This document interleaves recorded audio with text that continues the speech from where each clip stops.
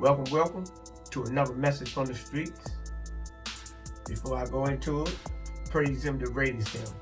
El Shaddai, Yahweh Sabaoth. Blessed be Yahshua HaMashiach, King of Kings and Lord of Lords. Ladies and gentlemen, today's lesson is based on science. Not the type of science that you may immediately think of. This science is the science of life. And I'm going to go right on into it. See, life is a science, a mathematical formula, equation. And with this mathematical equation that they call life, it brings about certain types of results or answers or manifestations of our experience because of how we think, what we say out of our mouth, and our demonstration. So, what I have seen around me is that a lot of times people think that they can continue to do the same old thing. They got a formula, and they think they're going to get some different results. And this formula actually that is able to keep a person stagnated or allow people to experience a certain type of growth in life. But what has happened is that people, because of the traditional mindset, they think that they can go against what is identified as the right and become right. So if they're going against the right, they're going left, or they're going to the wrong. See, the right or correct way of operation is not going to change for us. We got to change for that. And that's simple. That's the mathematical formula that we have been given as visitors to this plane. You know, people want to come here and change the rules, the laws of life itself because of what they think. And a lot of times, those are the people that runs into a lot of complications. You know, me, myself, I was one of those type of persons. A lot of people when they're young, they're that type of person because we're rebellious. And being rebellious will get you a rebellious solution to your rebellion. You know, at the end of the equation, you may end up incarcerated. You may end up in an insane asylum. You may end up with an early demise. You may end up being homeless. You may end up being, an addict because of the choices of rebellion. See, the things that are beneficial and profitable to us, and the mathematical formula is a way to get there. You know, we see people that are what we identify as successful around us every day. I'm not saying that they are actually good people, because good people deal with morals and principles, integrity, just conduct and compassion and love. This is what I think that it consists of a good person. You can have money and cars and, jewelry and, status and things, but that don't mean that you're a good person per se.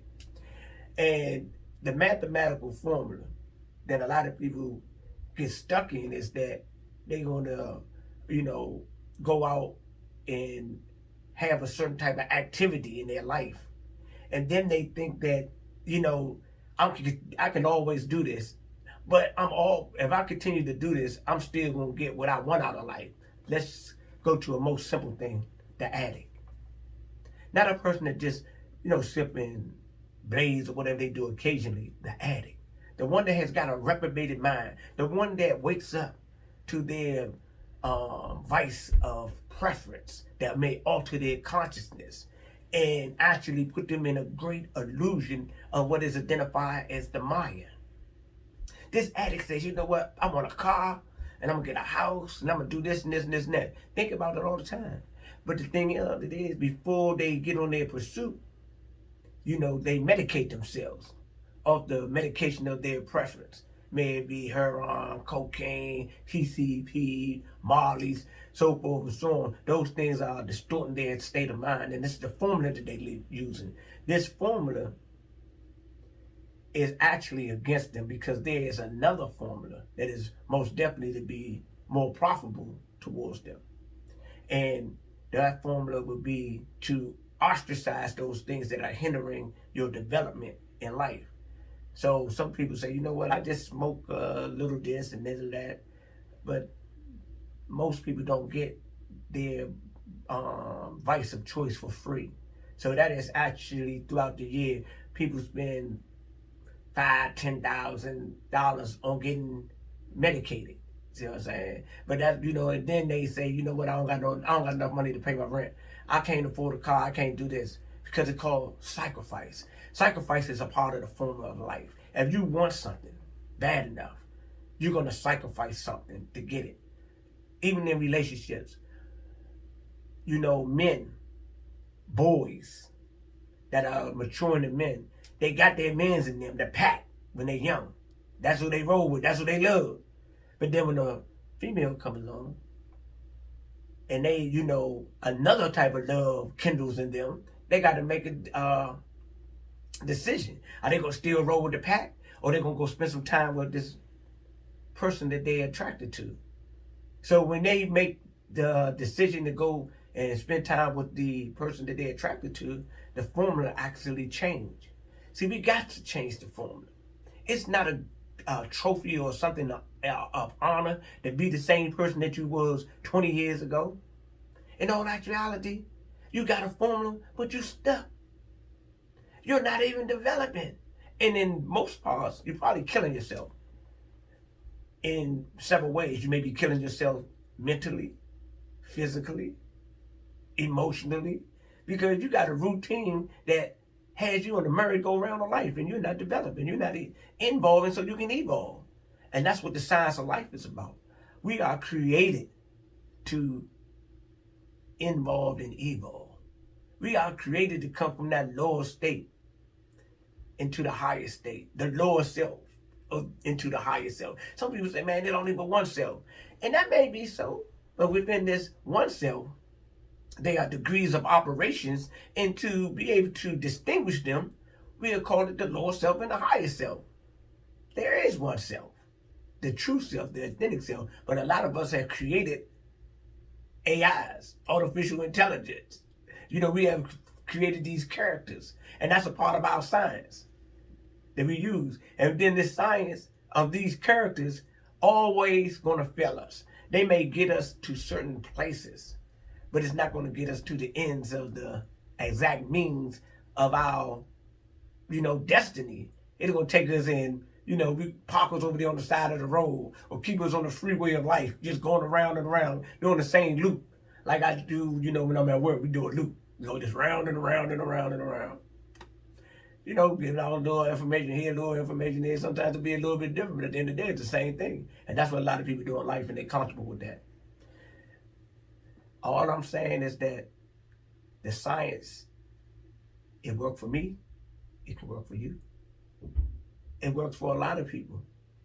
They had the people that it worked for, they made adjustments. And that adjustment allowed them to become free from their ego or the narcissistic state of consciousness or unconsciousness that they had made an agreement with to operate in a certain type of way. If you don't have what you want in life, it's nobody's fault but your own. Let me say that again. If you don't have what you want in life, what you desire in life, if you're not even close towards attaining it, it's nobody's fault but yours, because you haven't done the necessary things to make it happen. What you have done is possibly, started to get frustrated, going through these states of mental debasement in your feelings, and start to, because of this, because of that, because of this, and because of that, and not even looking at, what's really going on. It's because of the choices you made, the choices that you continue to make, and the agreements you make with yourself to try to justify your insanity. That's a science as well. This whole experience is a particular type of science. Some sciences, you can pinpoint them, but then there's other sciences that deal with higher ways of operating, whereas those maybe, is what I identify as a spiritual science. See, the thing about the spiritual science, you can't pinpoint that, because it's forever, it's living and it's growing, and it's, and it's, you can't control it. It got to, come within you, and it actually guides you in a sense, direct you. But if you think that you're going to control it and be able to pinpoint it, like taking, yellow and blue and make green every time, The spirit signs don't work like that.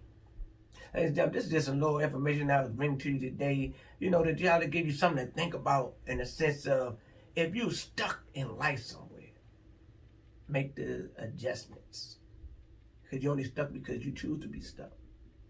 Before I bring this to the end, I want to tell you about a situation I ran into last 2 days. I was at the post office. I seen a gentleman. He was coming towards the post office. I was leaving out, and I spoke to him. I said, "How you doing, brother?" He stopped. He was stopped. He said, "Man, you know what? Thank you, brother, for speaking to me." I said, "No problem." Then he got to tell me that he was from the South and that people up here don't speak. And that it's a part of the character of people in Washington D.C. or people in the northern states and stuff. He said that down in the South that they it's a thing that they speak. But moving forward, I seen a young lady today. I was was working and she said, "Good morning." I said, how you doing?" And then I thought about it. She spoke to me first. I mean, I actually seen her first, and I was like, you know what? When you speak to people, be kind to people. That's what this is about, being kind to people. When you're being kind to them, remember you're being kind to yourself. When you're being evil towards people, you're being evil towards yourself, because that energy you got towards them is actually inside of you. Put your mind around that. And if you're okay with that, that's cool too. But if you're trying to separate yourself from that, because that energy is not necessarily a beneficial energy, not what they would call a clean energy. It's energy and it works and it do what it do, but it also leaves, some little bit of residue and some, it may lead some children to that energy. So if somebody else comes around, you're going to be negative and aggressive and angry and bitter towards them. For what? Be kind to people, because you'll be being kind to yourself. That is the chief message of today from this message from the streets, dealing about the science of life. Being kind is a science. Everybody can't do it. Let me rephrase that. Everybody can do it, but everybody don't want to do it. And that's their choice. Me, myself, I respect it. But one thing I'm going to tell you, you ain't going to grow with so much. And if you do start to grow, you're not going to be growing in the ways that's most beneficial. I don't think so. But who am I? I'm just another spiritual being having this human experience just like everybody else.